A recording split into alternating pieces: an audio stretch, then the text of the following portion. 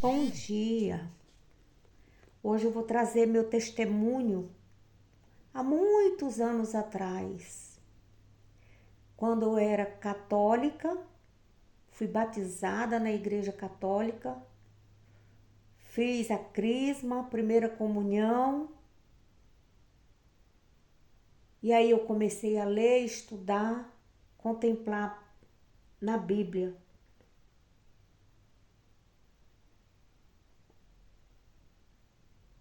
E foi por causa deste salmo que eu deixei a Igreja Católica e passei então a ser evangélica. Lendo a Bíblia Católica, que eu era católica, né? Eu estudava os preceitos católicos.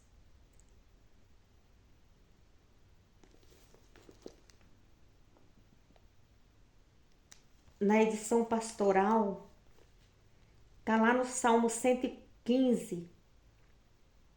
Aí tá assim, 113b. Deus nos mantém vivos. Não a nós, Javé, não a nós.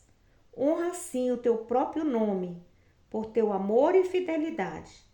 Porque diriam as nações: onde está o Deus deles?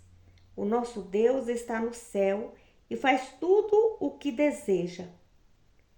Os ídolos deles são prata e ouro, obras das mãos humanas.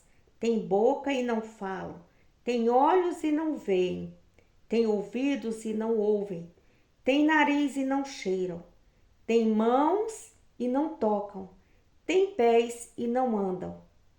Sua garganta não tem voz. Aquele que os fazem ficam como eles, todos aqueles que neles confiam. A casa de Israel confia em Javé. Ele é o seu auxílio e seu escudo. A casa de Arão confia em Javé. Ele é o auxílio e seu escudo. Os que temem Javé confiam em Javé. Ele é o seu auxílio e seu escudo. Que Javé se lembre de nós e nos abençoe. Abençoe a casa de Israel.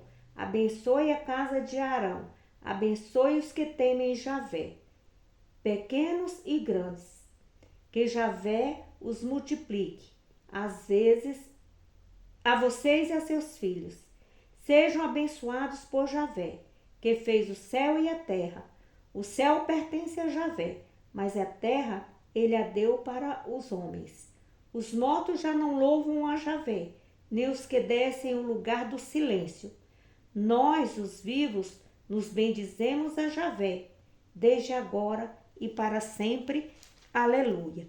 Então aqui Javé, ele está se referindo a Deus, né?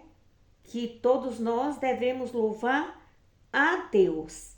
E aqui fala acerca dos ídolos, que tem boca, mas não fala, tem nariz, mas não cheira, tem ouvidos, mas não ouvem, tem mãos, mas não apalpam, tem pés, mas não andam.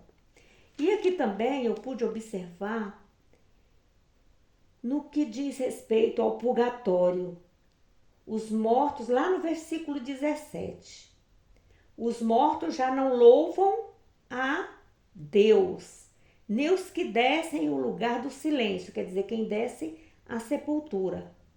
Nós, os vivos, nos bendizemos a Deus, desde agora e para sempre. Aleluia. Então eu comecei a estudar mais profundamente a Bíblia e nas leituras eu observei que Deus tem combatido a idolatria desde Gênesis e na vinda de Jesus até Apocalipse. Todos os autores da Bíblia, todos, eles são unânimes em afirmar que a idolatria é pecado. E quem pratica a idolatria é idólatra, aquele que adora ídolos. E o o que é idolatria? A adoração dos ídolos. E o que é ídolo? É uma figura que representa uma divindade. Uma divindade. Qualquer ser ou coisa que venha a ser um objeto de culto.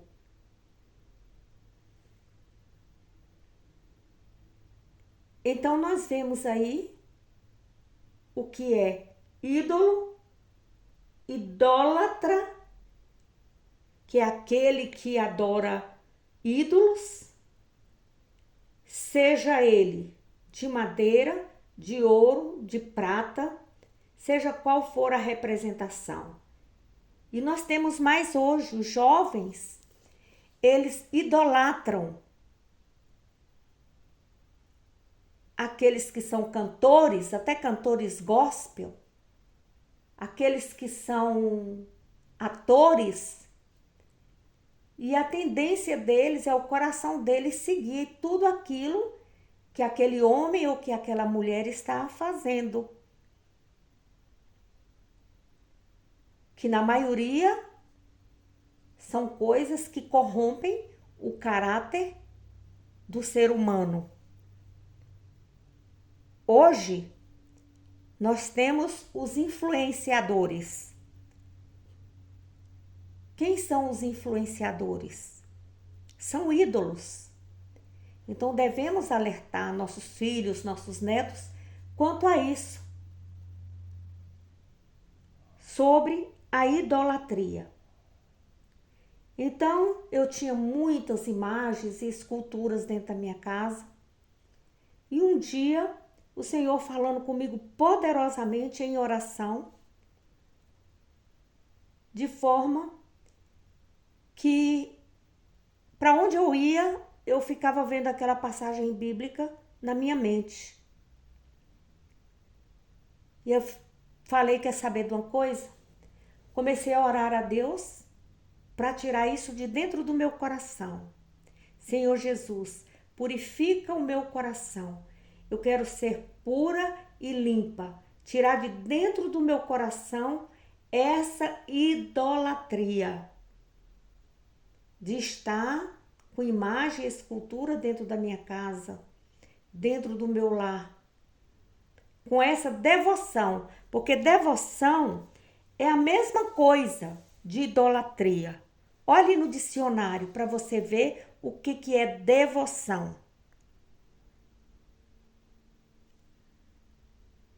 Então, eu comecei a tirar primeiro de dentro do meu coração, de dentro da minha mente, que aquilo não agradava ao Senhor Deus e nem a Jesus.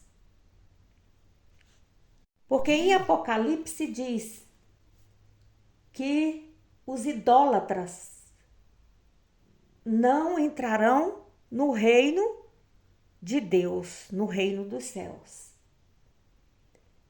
E aquilo foi falando ao meu coração, e um dia eu peguei tudo e me desfiz daqueles ídolos. Então, no decorrer da história, nós observamos que aquelas pessoas que eram pagãs, pagã é uma pessoa que segue o paganismo.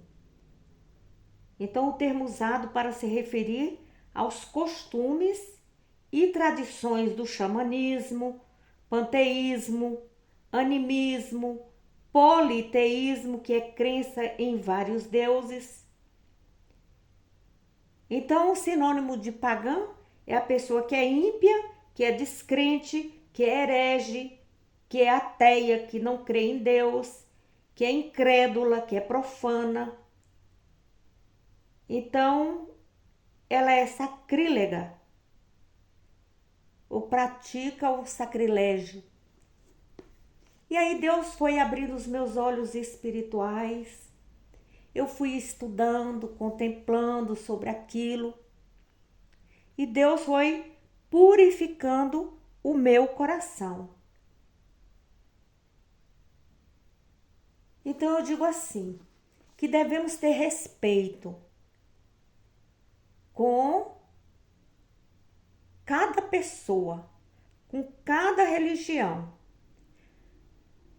Porque quem convence o homem do pecado, da justiça e da morte é o Espírito Santo. Não sou eu, não é você. E é uma questão de educação também, você pegar um objeto de adoração do outro, né? Você tem que respeitar o outro e você sair quebrando, sair destruindo. É uma questão de educação, de respeito e de amor ao próximo.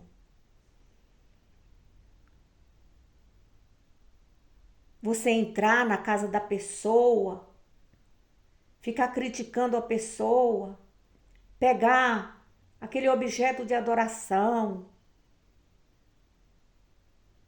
quebrar. Não. Porque, como eu já disse, é o Espírito Santo que faz a obra.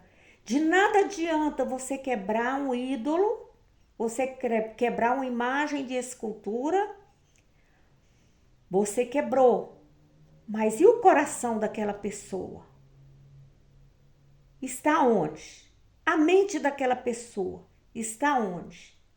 Está em Jesus? Houve a verdadeira conversão? Não. Então, para isso, Deus nos deu o livre arbítrio. E a partir do momento que a pessoa estuda a palavra, lê a palavra, tem o entendimento, oh, meu amigo, minha amiga, o próprio Jesus, ele liberta, ele cura e ele salva e ele sara o coração. Porque uma vez sarado o coração, a pessoa não vai voltar ao vômito. Ela vai permanecer na luz de Jesus. É isso que eu quero dizer sobre como eu deixei a Igreja Católica para passar para a Igreja Evangélica. Foi Jesus que me mostrou aonde eu deveria mudar. Amém? A graça e a paz a todos. Leia a Bíblia. Estude a Bíblia. E não é só uma Bíblia, não. Depois eu fui e comprei a Bíblia protestante e comecei a comparar uma Bíblia com a outra. E o Senhor foi falando. Até hoje eu tenho a Bíblia católica aqui. Porque ela tem coisas históricas para acrescentar. E eu tenho a Bíblia também protestante.